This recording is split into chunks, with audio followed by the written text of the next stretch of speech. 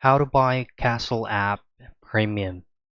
Now, for you to be able to get here, all you have to do first is to use any preferred web browser that you can use on your end, and then on your search box, just simply type in Castle app. Now, you will be seeing multiple options, but all you have to do is just to choose on the very first result that will take you out to download the latest APK. So Castle app is actually not available on Google Play Store, then you will really need to use any working browser from your mobile device or from your PC.